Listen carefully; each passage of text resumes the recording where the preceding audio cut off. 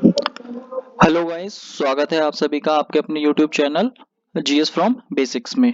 और दोस्तों, हमारी बात चल रही थी, जैसे हमने देखा था पिछले लेक्चर में हमारे, कि कांग्रेस की स्थापना हो गई थी। और कांग्रेस की स्थापना के बाद में कांग्रेस के साथ में अगर देखा जाए तो बुरा बर्ताव कहाँ देखने को मिलता है, क्योंकि 1885 में कांग्रेस की स्थापना हुई और उसके बाद में 1905 में बंगाल विभाजन करके यहाँ पर इसके साथ में दिक्कत पैदा हो गई। अब उसी के रेफरेंस में जब 1905 में बंगाल विभाजन हुआ तो बंगाल विभाजन के रेफरेंस में एक आंदोलन शुरू करा गया, जो हमारा कहलाया स्वदेशी, या इसको हमने बोला था बंग भंग विरोधी। तो बंग भंग विरोधी आंदोलन की भी बात आती है तो बंग भंग विरोधी आंदोलन भी बोला गया। अब यहाँ पर बात आती है, उसके बाद में 1905 तक की यहाँ पर बात होती है, फिर बात शुरू होती है 1906 की। अब यहाँ अगर देखा जाए तो यहाँ हमारी बात शुरू होती है मुस्लिम लीग की। अब मुस्लिम लीग की बात आई कहाँ से? अब देखा जाए तो भारत में दोनों तरह के लोग देखने को मिलते हैं, हिंदू भी हैं और मुस्लिम्स भी हैं। अब इनकी जो शुरुआत हुई है, दिक्कत कहाँ से पैदा हुई कि मुस्लिम लीग की डिमांड क्यों आई? तो यहाँ पर अगर देखा जाए, जैसे हमने देखा था, तो बंगाल विभाजन हुआ था। बंगाल विभाजन यानी कि ये जो बिहार वाला एरिया था प्लस उड़ीसा वाला एरिया, और एक हमें देखने को मिला था पश्चिम बंगाल वाला। तो एक हमारा ये एरिया अलग हुआ था, और इधर अगर देखा जाए तो बंगाल वाला, और प्लस अगर देखा जाए आसाम वाला। तो ये एरिया हमें यहाँ देखने को मिला था। अब इस तरफ हिंदू ज्यादा थे और इस तरफ मुस्लिम्स ज्यादा थे। अब यहाँ पर अगर देखा जाए कि हिंदू की जनसंख्या काफी ज्यादा थी और मुस्लिम की जनसंख्या कम थी। यहाँ पे लगभग 4 करोड़ लोग थे और यहाँ पर अगर देखा जाए लगभग 1 करोड़ लोग थे। तो इस बात का अंग्रेजों ने फायदा उठाया कि मतलब जो कमजोर, अगर देखा जाए कमजोर वर्ग यानी जो लोग कम है वो कौन है? मुस्लिम लीग वाले हैं। तो कहीं ना कहीं इन्हें हिंदुओं से क्या करा जाए? अलग करा जाए। तो इस बात का उन्होंने फायदा उठाया और अंग्रेजों की ही ये चाल थी कि उन्होंने किसकी स्थापना करवाई? मुस्लिम लीग की। अब मुस्लिम लीग यानी मुसलमान जो थे वो अलग क्यों होना चाहते थे? एक रीजन और भी था, क्योंकि तिलक ने कहीं ना कहीं, जो तिलक थे, तिलक ने दो फंक्शन यानी दो महोत्सव शुरू करवाए थे। एक तो 1893 में था हमारा गणपति महोत्सव, और दूसरा 1895 में था शिवाजी महोत्सव। तो कहीं ना कहीं अगर देखा जाए, अब ये जो महोत्सव थे वो केवल और केवल किसके लिए थे? वो केवल हिंदुओं के लिए थे। तो मुस्लिम्स इसमें शामिल नहीं हुए। अब इसी वजह से मुस्लिम कहीं ना कहीं समाज से और ज्यादा दूर हो रहे थे। पहली बात तो यहाँ पे कि बंटवारा हो गया, और दूसरी बात कि समाज से ये कहीं ना कहीं क्या हो रहे हैं? अलग हो रहे हैं, क्योंकि समाज में हिंदुओं को तो पूछा जा रहा है लेकिन मुस्लिम समाज को नहीं पूछा जा रहा। तो इसका फायदा उठाते हुए मुस्लिम लीग में अगर देखा जाए तो मुस्लिम लीग की स्थापना हुई। और मुस्लिम लीग की स्थापना जो करवाएंगे वो अगर देखा जाए तो वो करवाएंगे मिंटो। जो लॉर्ड मिंटो होंगे, मिंटो अगर देखा जाए तो मिंटो जो यहाँ पर ढाका के नवाब हैं। तो ढाका के नवाब के इनके, अगर देखा जाए तो ढाका के नवाब के जो असिस्टेंट या मंत्री आप कह सकते हैं, तो ये थे आगा खां। तो इन्होंने, मिंटो ने बुलाया आगा खां को। तो आगा खां इनसे, मिंटो से मिलने गए। मिंटो ने इन्हें समझाया कि भाई तुम्हारे साथ समाज में इतनी जाति हो रही है तो तुम्हें एक अपना अलग ग्रुप बनाना चाहिए, हम तुम्हारा क्या करेंगे? सपोर्ट करेंगे। तो कहीं ना कहीं आगा खां को ये बात समझ में आई और आगा खां ने कहा चलो ठीक है, लॉर्ड मिंटो ठीक कह रहे हैं, तो हमें क्या करना चाहिए? अपना अलग ग्रुप बनाना चाहिए, और अपना अलग ग्रुप यानी मुसलमानों का अपना ग्रुप होना चाहिए, मुस्लिम लीग। तो इसके जो गठन का प्रस्ताव था वो मिंटो से मिलकर आगा खान ने बनाया, जिसे बाद में ढाका के नवाब सलीमुल्लाह ने, क्योंकि इस, अगर देखा जाए तो ये वाला जो हिस्सा था इसकी राजधानी जो थी ढाका। और ढाका के जो नवाब थे उन्होंने भेजा था आगा खां को, जाओ तुम बात करके आओ मिंटो से। तो मिंटो ने इन्हें शिमला बुलाया था कि शिमला आओ और आपकी फिर जो भी डिमांड होगी हम उसमें बात करेंगे और आपकी सहायता करेंगे जो भी होगा। तो इसी वजह से यहाँ पर मिंटो और आगा खां और सलीमुल्लाह खां और एक व्यक्ति और हमें देखने को मिलेंगे, मोहसिन उल मिल्क देखने को मिलेंगे। तो ये जो 3 व्यक्ति थे, इन तीनों की सहायता से अगर देखा जाए तो मुस्लिम लीग की स्थापना हुई, और इसका जो मुख्यालय बना वो कहाँ बनाया गया? लखनऊ में। और इसके पहले अध्यक्ष थे तो आगा खां बने। तो ये जो सारे मुस्लिम लीग बने, ये सब क्यों बने? क्योंकि कहीं ना कहीं इनके साथ समाज में भेदभाव हो रहा था, तो इस वजह से मुसलमानों को अलग जाना पड़ा। तो ये काफी दिक्कत भरी बात होगी, क्योंकि समाज जो होगा बंटना शुरू हो जाएगा। अब अंग्रेज चाहते भी यही थे, क्योंकि अंग्रेजों का सिंपल सा फंडा है, फूट डालो और राज करो। तो फूट डालो और राज करो की नीति पर ये लोग काम करना चाहते थे, तो इसी वजह से इन्हें प्लस पॉइंट मिल गया कि इन्होंने मुसलमानों को अलग करा। तो यहाँ पर अब बात आती है, तो इसमें अगर देखा जाए फिर अब जो मुस्लिम लीग बनी उसका मेन काम क्या था? अब इनका मेन काम अगर देखा जाए तो मेन काम ये था कि ब्रिटिश सरकार के प्रति मुसलमानों में निष्ठा बढ़ाना। भाई अब उधर हिंदुओं से तो कटेंगे, तो ये किसके सपोर्ट में जाना पसंद करेंगे? ब्रिटिश सरकार के। तो ब्रिटिश सरकार के सपोर्ट, उनका सपोर्ट चाहिए तो यानी कि मुसलमानों को उनका साथ देना पड़ेगा। तो इस बात के लिए मुसलमानों ने, फिर दूसरी बात, अन्य समुदायों के प्रति कटुता की भावना को बढ़ने से रोकना। अब कहीं ना कहीं समाज में अगर देखा जाए, जो मुस्लिम समाज है वो हिंदू समाज से क्या हो रहा है? अलग हो रहा है। अब अलग हो रहा है तो इस वजह से यानी इनके अंदर जो भावनाएं आएंगी कि भाई भेदभाव की भावना होगी। अब भेदभाव अगर होने लगा तो भेदभाव को रोकने के लिए कहीं ना कहीं समाज को एक ग्रुप की जरूरत पड़ती है। तो ग्रुप की जरूरत पड़ती है, तो कहीं ना कहीं इन्होंने बना लिया मुस्लिम लीग, ताकि वो लोगों को समझा सके कि भाई दूसरे जितने भी समुदाय हैं उनके लिए अगर देखा जाए तो उनके प्रति भी अपनी भावनाओं को कंट्रोल करके रखो, उनसे कोई लड़ाई झगड़ा नहीं करना। दूसरा, मुसलमानों के राजनीतिक अधिकार की रक्षा, मतलब मुस्लिम समाज को जो भी राजनीतिक अधिकार अगर हिंदुओं को मिल रहे हैं, जैसे कि कांग्रेस बात करती है, तो वहां पर अगर हिंदुओं को मिल रहे हैं तो कहीं ना कहीं मुसलमानों को भी राजनीतिक अधिकार मिलने चाहिए, यानी उनको इलेक्शन वगैरह में खड़े होने की बात होनी चाहिए। तो इनके जो अधिवेशन हमें देखने को मिलते हैं मुस्लिम लीग के, तो इनका अधिवेशन हुआ है कराची में। तो कराची में एक 1907 में हुआ है और 1908 में अमृतसर में। अब ये वाला अगर देखा जाए तो वेरी इंपॉर्टेंट है। वेरी इंपॉर्टेंट क्यों है? क्योंकि यहाँ पर देखा जाए तो अमृतसर में ये जो अधिवेशन हुआ तो इसमें मुसलमानों ने पृथक निर्वाचन मंडल की मांग करी, और इस मांग को 1909 में जो हमारा मार्ले मिंटो सुधार आया था उसमें मान भी लिया गया। मार्ले जो थे वो क्या थे? भारत सचिव। और जो मिंटो थे वो क्या थे? वायसराय। तो इस वजह से यहाँ पर बात आती है कि ये जो बहुत ही इंपॉर्टेंट अधिवेशन था, क्योंकि इन्होंने कोई डिमांड करी और वो मान ली गई। जैसे क्योंकि इधर अगर देखा जाए तो 1906 में ये बनी मुस्लिम लीग, और 1908 में इन्होंने डिमांड रखी और 1909 में पूरी भी हो गई। अब ये यहाँ पर अगर देखा जाए ये भी अंग्रेजों की एक स्ट्रेटेजी है फूट डालो वाली। क्यों? क्योंकि हिंदुओं ने अपना एक ग्रुप बनाया, कौन सा? कांग्रेस।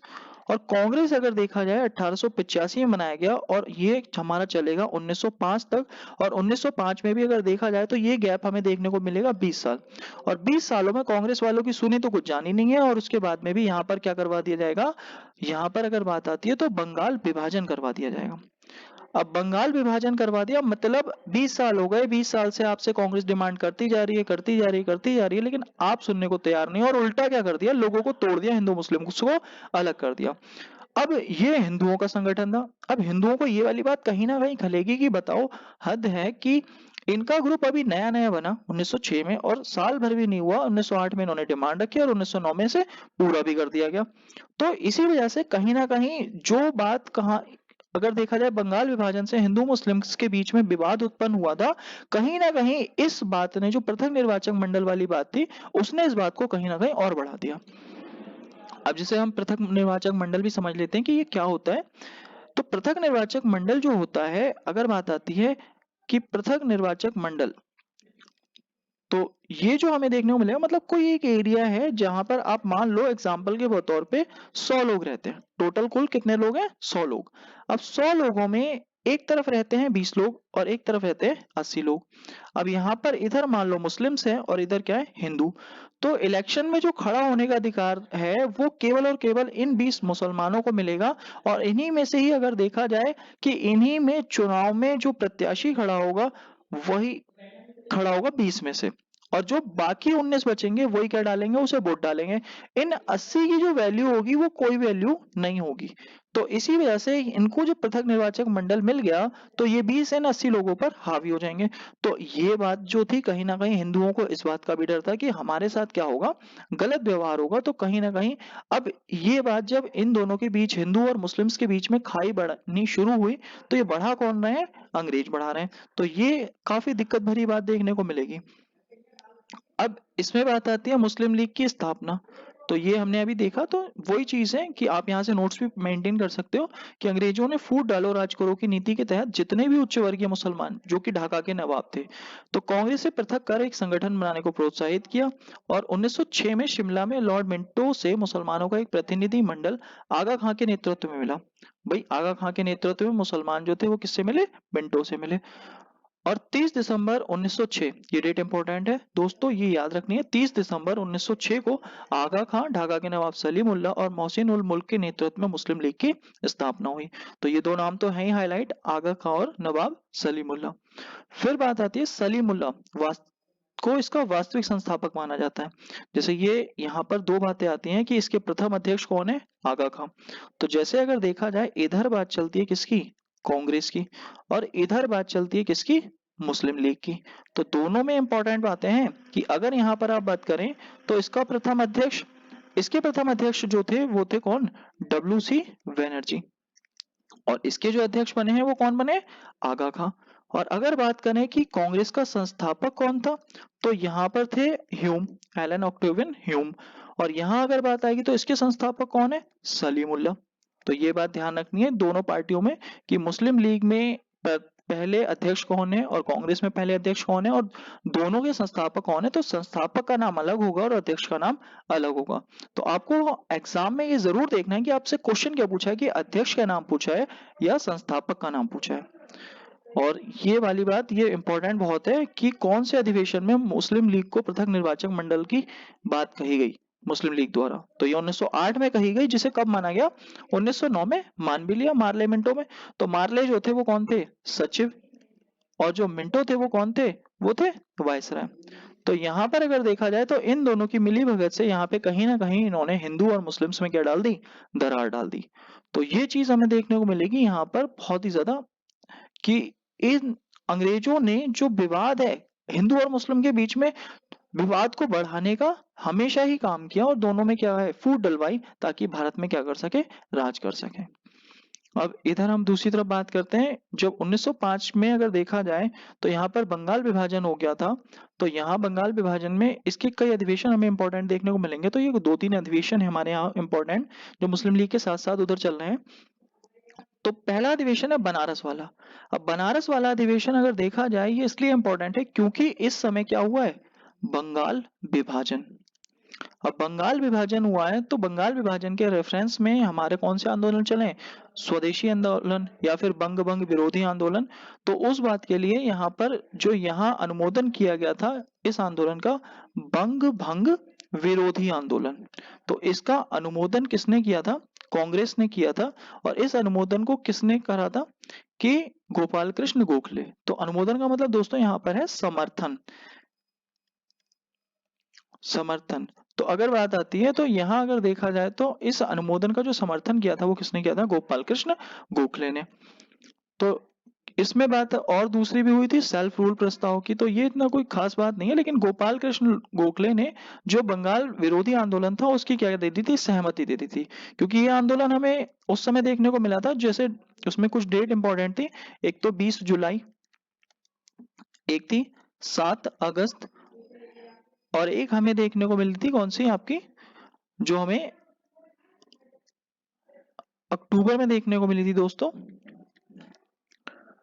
तो अक्टूबर में, क्योंकि यहाँ पर ये तीनों ही डेट इंपॉर्टेंट है, तीनों डेट में अगर देखा जाए तो यहाँ जो बात आती है 16 अक्टूबर की। तो तीनों डेटें इंपॉर्टेंट क्यों है? क्योंकि यहाँ पर बात आती है कि बंगाल विभाजन के विरोध में जो उसका प्रस्ताव आया वो कब आया? 20 जुलाई को। और इसके विरोध में जो कांग्रेस या फिर कलकत्ता में जो लोगों के बीच मीटिंग हुई वो कब हुई? 7 अगस्त को। और 16 अक्टूबर की अगर बात करी जाए तो 16 अक्टूबर के दिन जो बात आती है कि इस फैसले को क्या करा गया था? लागू। तो एक तो बात आती है लागू करने की, और दूसरी बात यहाँ पर आती है कि जो ये प्रस्ताव आया, आया कब? कि बंगाल विभाजन की बात कब उठी? 20 जुलाई को। और ये प्रस्ताव लागू कब हुआ? 16 अक्टूबर को। तो इसी वजह से यहाँ पर गोपाल कृष्ण गोखले जो बनारस अधिवेशन के अध्यक्ष थे, तो उन्होंने इस बात का समर्थन भी किया था कि बंगाल विभाजन यानी के विरोध में स्वदेशी आंदोलन या बंग भंग विरोधी आंदोलन शुरू करा जाए। फिर दूसरा अगला ये इंपॉर्टेंट है हमारा, क्योंकि यहाँ पर कांग्रेस के बीच में भी विवाद होगा। उधर तो हमने देखा मुस्लिम लीग की वजह से क्या हो गया? हिंदू और मुस्लिम्स के बीच में विवाद हो गया। अब यहाँ पर हम देखेंगे कि जो कलकत्ता अधिवेशन होगा यहाँ पर हिंदू वर्सेस हिंदू में विवाद हो जाएगा। कैसे, ये चीज हमें देखने को मिलेगी। अब इसके अध्यक्ष अब यहाँ पर जो सबसे बड़ी बात है, कलकत्ता अधिवेशन 1906, तो इस अधिवेशन में जो लड़ाई मेन थी वो अध्यक्ष पद की लड़ाई थी। अब अध्यक्ष पद की लड़ाई ये थी कि मतलब यहाँ पे हमारे दो दल देखने को मिलते हैं, एक तो गरम दल और एक नरम दल।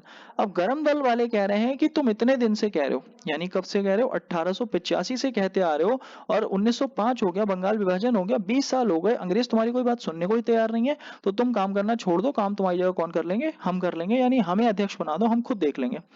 अब नरम दल वाले कह रहे हैं नहीं, हम खुद ही काम करेंगे, जैसे हम काम कर रहे हैं, कोई दिक्कत नहीं है, हमें लड़ाई झगड़ा मोल नहीं लेना। तो इस बात को लेके गरम दल और नरम दल में विवाद हो गया अध्यक्ष पद को लेके। तो अब यहाँ पे सबसे सीनियर सिटीजन यानी कि दादा भाई नौरोजी जो थे, अब सीनियर व्यक्ति थे, तो इनकी बात नरम दल वाले भी मानते थे और गरम दल वाले भी मानते थे। तो कहीं ना कहीं इस विवाद को, नरम दल का और गरम दल का जो विवाद था, इस विवाद को निपटाने के लिए दादा भाई नौरोजी को क्या बना दिया गया, अध्यक्ष बना दिया गया, क्योंकि इनकी बात सब मानते थे। तो इसीलिए अब इन्हें अगर अध्यक्ष बनाया गया तो कोई इस बात को नहीं टोकेगा। तो यहाँ पर पहली बार बात आती है किसकी, स्वराज की। तो स्वराज की बात आती है, और ये बात करते हैं स्वदेशी चीजों की और बहिष्कार करने की, जो अगर देखा जाए बिल्कुल बाहरी चीजें हैं, तो इसीलिए विदेशी वस्तुओं का बहिष्कार की और स्वदेशी अपनाने की बात करते हैं, और राष्ट्रीय शिक्षा की भी बात करते हैं। लेकिन यह स्वराज वर्ड बहुत इंपॉर्टेंट है, क्योंकि स्वराज की अगर बात करी जाए तो स्वराज वर्ड जो है, स्वराज वर्ड कई जगह देखने को मिलेगा, भाई तिलक ने भी कहा है, और अगर देखा जाए तो आर्य समाज की बात आती है या दयानंद सरस्वती की बात आती है, तो ये तो मौखिक रूप से बात रही। लेकिन अगर लिखित रूप में बात आती है, तो लिखित रूप में जो बात करी है वो किसने करी है, दादा भाई नौरोजी ने। और एक वर्ड आएगा पूर्ण स्वराज्य। तो जो पूर्ण स्वराज है, पूर्ण स्वराज की जो बात करी है वो किसने करी है, जवाहरलाल नेहरू ने। तो जवाहरलाल नेहरू ने बात करी है पूर्ण स्वराज की। तो स्वराज की बात करेंगे दादा भाई नौरोजी, और अगर बात करी मौखिक रूप से तो तिलक का भी नाम आता है, आर्य समाज का भी नाम आता है, दयानंद सरस्वती का भी नाम आता है। लेकिन लिखित रूप से स्वराज की बात आती है तो दादा भाई नौरोजी की बात होती है। और पूर्ण स्वराज की अगर बात आती है तो वो किसने करी थी, जवाहरलाल नेहरू ने करी थी। तो इसी वजह से ये भी इंपॉर्टेंट है, क्योंकि यहाँ विवाद शुरू हो गया हिंदू वर्सेस हिंदू में, क्योंकि कांग्रेस के जो लोग हैं वहां पर आपस में ही विवाद हो गया, गरम दल में और नरम दल में। अब ये विवाद और ज्यादा बढ़ेगा, और ज्यादा कब बढ़ेगा, सूरत में। अब सूरत अधिवेशन में ये विवाद क्यों बढ़ा, सूरत में विवाद इसलिए बढ़ा, फिर से वही वाली बात आ गई, अध्यक्ष पद वाली। तो अध्यक्ष पद वाली, अब उदारवादी चाहेंगे किसी और को बनाना और उग्रवादी चाहेंगे किसी और को बनाना। उग्रवादी चाहते हैं लाला लाजपत राय को बनाया जाए, और उदारवादी चाहते हैं किसको बनाया जाए, रास बिहारी घोष को। तो रास बिहारी घोष को बनाना चाहते हैं ये, और ये चाहते हैं लाला लाजपत राय को। तो इस वजह से दोनों में फिर से विवाद हुआ। अब विवाद हुआ तो दूसरी कंडीशन ये भी थी विवाद की, कि उग्रवादी जो चाहते हैं वो कह रहे हैं कि नागपुर में अधिवेशन कर लो, और ये चाहते हैं, ये कहते हैं कि हम सूरत में अधिवेशन करेंगे। अब उग्रवादियों की दो डिमांड थी कि लाला लाजपत राय को बनाओ और नागपुर में करवाओ, और उदारवादियों की बात थी कि हम रास बिहारी बोस को बनाएंगे और सूरत में करेंगे। अब इनकी जो उग्रवादियों की डिमांड थी दो, तो दो डिमांड से दोनों की दोनों इनकी क्या कर दी गई, मना कर दी गई, इस बात को कहीं भी नहीं माना गया। और अंत में जो अध्यक्ष बनाया गया वो रास बिहारी घोष को बनाया गया। तो इसीलिए यहाँ पर उदारवादियों और अतिवादियों के मध्य विवाद भी हो गया था इसी बात को लेके। अब ये विवाद बढ़ा क्यों, ये विवाद इसलिए बढ़ा क्योंकि यहाँ पर जो उग्रवादी वाले थे वो इस बात से काफी मतलब अपसेट थे, इन्हें बुरा लगा कि रास बिहारी बोस को मनाया, और अगर देखा जाए हम कह रहे हैं कि चलो नागपुर में कर लो, वो भी हमारी बात नहीं मानी, मतलब दोनों बातों को क्या कर दिया गया, उनकी मना कर दिया गया। तो इस बात से इनके साथ में यहाँ पर जो उग्रवादी थे, उग्रवादियों ने बर्ताव किया बुरा। अब जब बुरा बर्ताव किया तो उससे बात और बढ़ी। तो इसी बात पर अगर देखा जाए तो जो गरम दल था उसे कांग्रेस से निकाल दिया गया। तो इसी वजह से यहाँ पर कांग्रेस का हो गया विभाजन, और इसी विभाजन के बतौर यहाँ पर जितने भी गरम दल के नेता हैं सबके सब कहाँ गए, जेल में। तो इस बात से और ज्यादा कहीं ना कहीं, क्योंकि अंग्रेजों को ये फायदा मिल गया, भाई एक हिंदू दूसरे हिंदू को कह रहा है कि इसे जेल भेज दो, तो कहीं ना कहीं अब कांग्रेस के ही तो दल है, चाहे गरम दल हो चाहे नरम दल हो, तो नरम दल कह रहा है भाई गरम दल वालों को जेल भेजो, और अंग्रेजों ने भेज भी दिया। तो अब यहाँ पर नरम दल वाले हैं तो उनको बुरा लगेगा कि मतलब ये ही हमारा सपोर्ट नहीं कर रहे हैं, अंग्रेज इनकी बात सुन रहे हैं, और हम तो पहले से ही अंग्रेजों को विरोधी थे, और इन्होंने हमें क्या बना दिया, और बुरा बना दिया। तो इसी वजह से यहाँ पर क्या है, इस बात के लिए और ज्यादा उग्रवादियों को गुस्सा आएगी। तो फिर आगे चल के काफी सारी चीजें देखने को मिलेंगी। तो यही बात हमारी इंपॉर्टेंट है। इसमें देखते हैं कुछ और। तो कांग्रेस का कलकत्ता अधिवेशन, तो कलकत्ता अधिवेशन में अगर देखा जाए तो इसमें भी अध्यक्ष पद को लेकर विवाद हुआ उदारवादी और उग्रवादियों के मध्य, और अंत में किसको बनाया गया, दादा भाई नौरोजी को। और इसी अधिवेशन में दादा भाई नौरोजी ने क्या करी, स्वराज की मांग। और अगर बात आती है सूरत अधिवेशन, जो सबसे इंपॉर्टेंट है, तो सूरत अधिवेशन ही, इसको अगर देखा जाए सूरत अधिवेशन कह लो या सूरत विभाजन कह लो, तो इसमें फिर से क्या हो गया, उदारवादी और उग्रवादियों के मध्य अध्यक्ष पद को लेकर विवाद हो गया। उग्रवादी चाहते हैं लाला लाजपत राय को, लेकिन कुछ स्रोत ये भी कहते हैं कि तिलक को भी बनाना चाहते थे। अब वो तो खैर अलग बात है, उनका तो बना ही नहीं, ना तो लाला लाजपत राय बने ना तिलक बने। और उदारवादी किसे चाहते हैं, रासबिहारी घोष को। साथ ही दूसरी डिमांड उग्रवादियों की क्या है कि अधिवेशन नागपुर में हो, और उदारवादी कह रहे हैं सूरत में हो। तो ये दोनों कंडीशन है, एक तो उनका अध्यक्ष भी नहीं बनाया और उनका ना स्थान चूज करा, तो इसी बात के लिए क्या होगा, विवाद होगा। अंत में जो अधिवेशन की अध्यक्षता थी वो सूरत में उदारवादी नेता रासबिहारी घोष ने की। तो इस बात से उग्रवादियों को बुरा लगा और इन्होंने इनके साथ क्या करी, बदसलूकी, जिससे कांग्रेस में फूट पड़ गई और कांग्रेस का हो गया विभाजन। तो यहाँ से दोस्तों आप अपने नोट्स भी मेंटेन कर सकते हैं।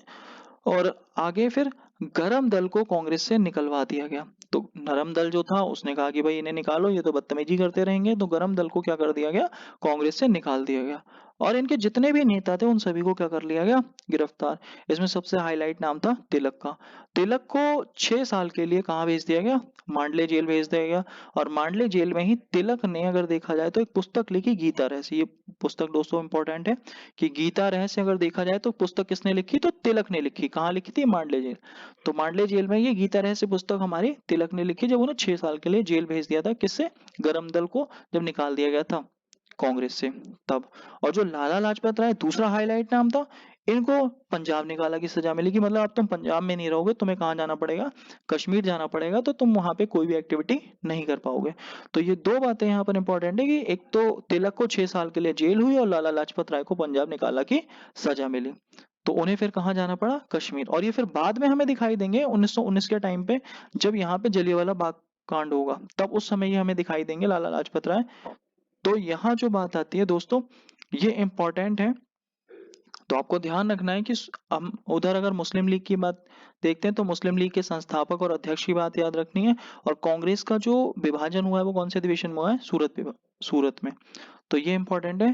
तो आज की वीडियो में इतना ही दोस्तों, और इसकी जो पीडीएफ फाइल है वो हमारे डिस्क्रिप्शन बॉक्स में उसका लिंक मिल जाएगा। और अगर आपको वीडियो अच्छी लगे तो प्लीज़ इसे लाइक करें, शेयर करें और कमेंट करें और सब्सक्राइब करें। Thank you guys.